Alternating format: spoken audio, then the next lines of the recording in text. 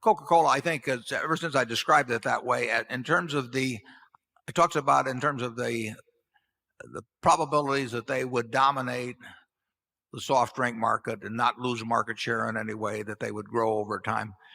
It's happening year after year. I don't think the global market share of Coca-Cola products has ever been higher than it is now, and I don't see anything that changes that in the future. I mean, it is a huge distribution system that has been getting into the minds of more and more consumers since 1886, when John Pemberton, at Jacob's Pharmacy in Atlanta, first served up the first one. It it is in the minds of people, the product, all over the world, and there'll be more people, and it will be in their minds more firmly. And over time, they should make a little more per drink. I don't know how in the world anybody would successfully dethrone Coca-Cola. I would predict 20 years from now, there will be more people, there will be more Coca-Cola cases consumed than there are now by some margin. Back in the late 1930s, Fortune ran an article saying that the growth of Coca-Cola was all over. And when we bought our Coca-Cola stock in 1988, people were not that enthused about gross profitabilities for the product. I sit here as somebody who, in the last 30 years, 1/4 of all the calories I've consumed come from Coca-Cola. And that is not an exaggeration. I am 1/4 Coca-Cola. I'm not sure which quarter, but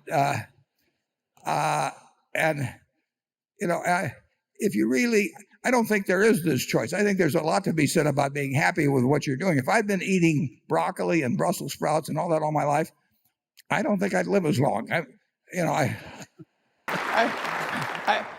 the kind of guy that likes to bet on sure things, Muhtar. And since 1886 and Jacob's Pharmacy, you've just seen year after year after year till now you've got 1.8 billion, 8-ounce servings a day around the world. And when I joined the board in 1988, I don't remember the exact figure, it was a whole lot less. And you've got fewer shares outstanding now, and you've got way more per capitas, and you're gaining share around the world. So those are the kind of businesses I like. I like wonderful brands. You got to take care of them, but if you take care of a great brand, it's forever. And those are the businesses I like. We own 400 million shares of Coca-Cola stock, as you know. We've never sold a share, and I wouldn't think of selling a share. I think, well, in my lifetime, since 1930, real GDP per capita in the United States has gone up 6 for 1. Think of that, 6 for 1 in one person's lifetime. We have not lost the secret sauce. So that's the kind of future I see ahead too. And if that's the future, you want to own businesses that are going to participate in that future. And we've done that for decades now at Berkshire Hathaway, and we'll continue to do it. There's 1.8 billion 8-ounce servings of Coca-Cola products sold every day. Now, if you take 1 penny and get 1 penny extra, that's $18 million a day. And 18 million times 365 is 7 billion, 3 less 730 billion, or $6,570 million.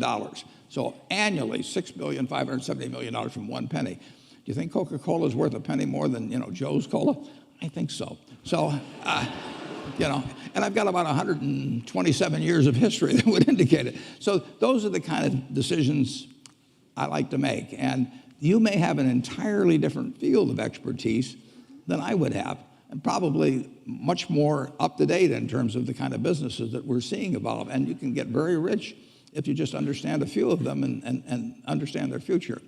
But fortunately, I don't have to. I mean, if we go into Heinz, and I look at people pouring ketchup on, hamburgers and potatoes. I don't think it's going to change. And the nice thing about it, some products travel, some products don't travel. Candy bars don't travel well. I mean, if you look at the Cadbury bars in England, they don't sell well here. And if you look at the Hershey bars here, they don't sell as well someplace else. Soft drinks travel, and ketchup travels. I like products that travel.